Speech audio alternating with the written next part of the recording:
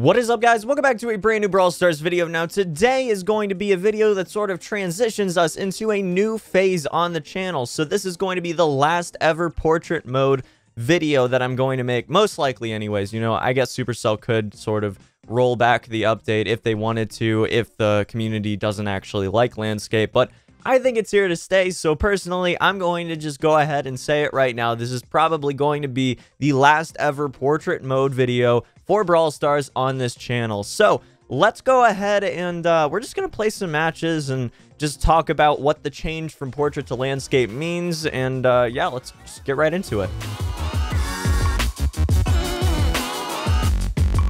So we're just going to do a few randoms today, guys. I just feel like just having a good time and talking to you guys about this because this is a very significant point of change in the Brawl Stars community. Now, obviously, we've seen a lot of overreaction. We've seen a lot of people that are really upset about this change, and I don't personally agree that it's going to kill the game or anything like that. If anything, this will make it easier for people to get into the game. Now, there is something to be said for catering to not only the new players, but also people that have played the game faithfully for a long time, that have gotten used to the control scheme for a long time, and just enjoy it as it is. So, I'm a little bit torn on that, really. I have to say, you know, obviously a lot, and I mean a lot, of the major high trophy players right now are really upset about these changes. And I think that that's not entirely a wrong choice to make or a wrong opinion to have.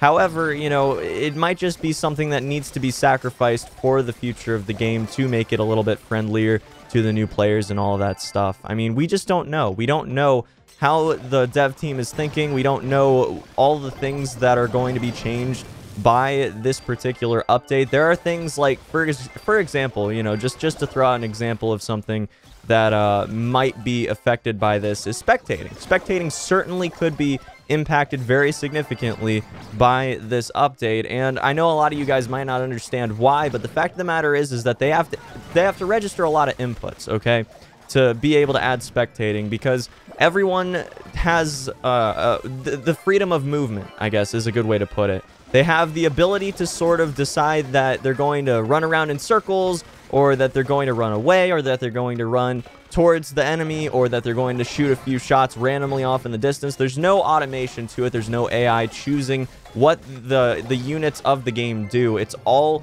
player controlled, which makes it very difficult. And I know they went over this in the Brawl Talk, but I just figured I'd go over it again real quick.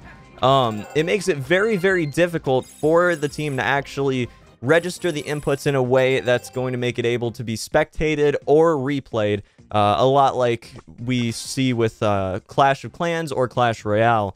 So this could make it a little bit easier, because whereas they have to register certain coordinates all over the entire screen to actually get attacks beforehand, they might be able to just go ahead and use the same type of coordinates that they would for the control sticks by having dual I don't even know, a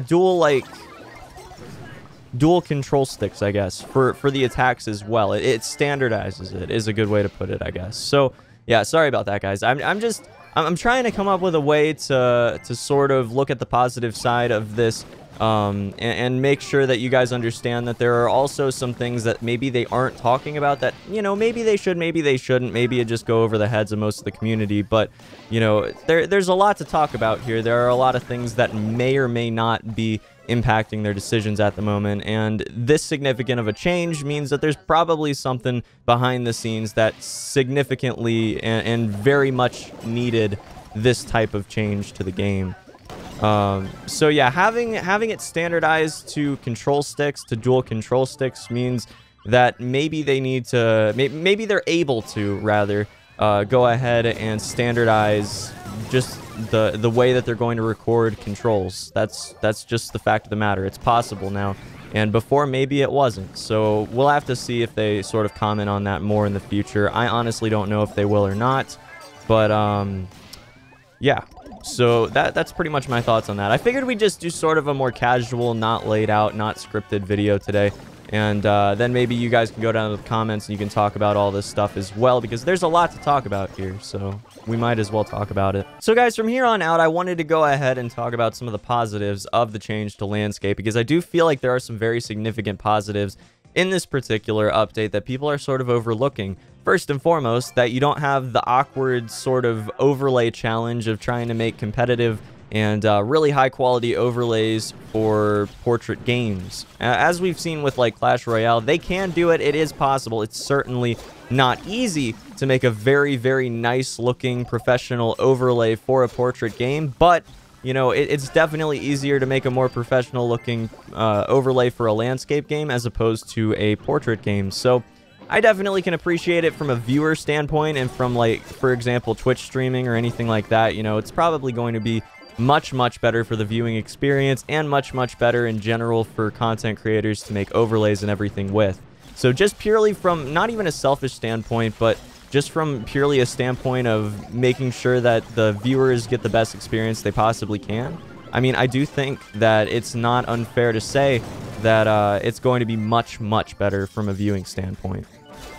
And that's not it, though. That's not it. Now, landscape also gives you a better field of view from right to left. Obviously, it's going to be cut off a little bit from top to bottom, but that just sort of makes sense. That's sort of how it's just going to go. Now, it does look like, and I've played on the dev build so I can account for this, it does look like they've changed the view a little bit, so it's zoomed out a little bit more, and that's nice as well.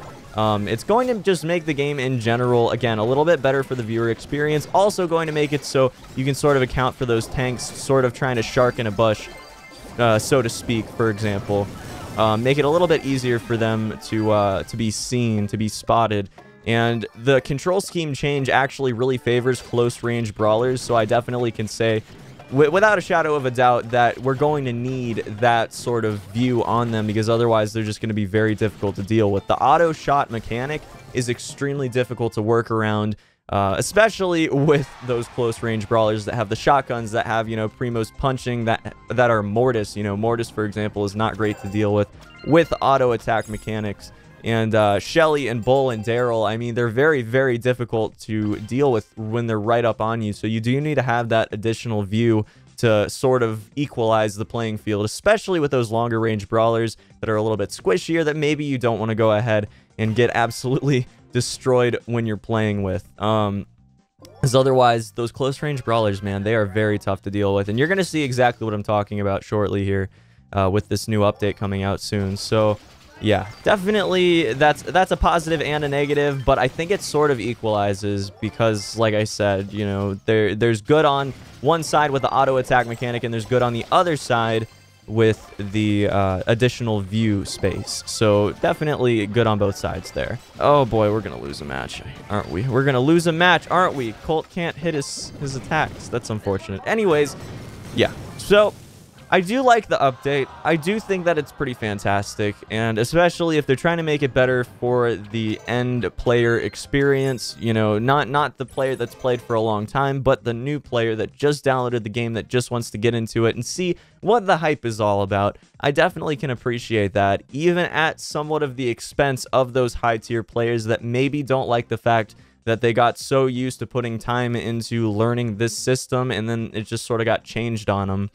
I can sort of say that, you know, the new player is definitely more important to cater to when you're in a beta game. You know, we're playing a game that does not have a huge player base yet because it hasn't been released everywhere and on every platform at this point. So the fact of the matter is, you know, the overwhelming majority of the player base has not actually adopted the game yet. You know, the maximum player base has not even gotten to maybe even 5% of what it eventually will be. You know, it might not even be a percent at this point. We don't know how much of a success it's going to be when it does eventually go global. But the fact of the matter is, again, that, you know, we have to cater to the new player and get everyone engaged with the game. And, you know, if they feel like it's a little bit too complicated, if they feel like those controls are a little bit too complicated to get just right into and play some matches with when you first download the game, you know, maybe they're testing and everything, and I go more in depth in this in the next video, but maybe their testing showed that, hey, you know, it's a little bit too complicated. People are going to put it down before they actually get really involved and in deep with it, you know, and engrossed in the really awesome gameplay and the different variations that you get with different modes and different brawlers. It's really fantastic. So you definitely have to take that into account, and I can definitely see why they went ahead and did that. So yeah, guys, I have to say I really like Portrait. I really do, but I get their decision, and especially if it's going to make the game more friendly to new players, I can totally get behind it.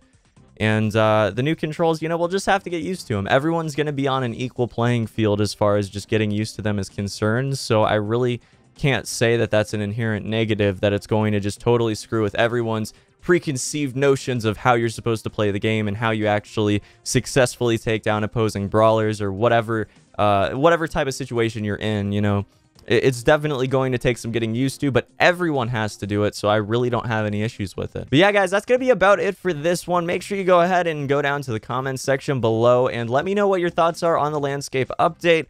Obviously, a lot of us wanted to see more content. We wanted spectating. I'm going to have to wait to put on Brawl Stars Fight Nights, which is really unfortunate. But you know what? That's totally fine. If they had to make this change, then they needed to make it sooner rather than later, so I can definitely respect it. And just let me know your thoughts on this update. I'm curious, you know, removed from the fact that we're not getting other content, do you like the change to landscape or do you not like it? Let me know in the comments. And until the next one, guys, have a fantastic day. Peace.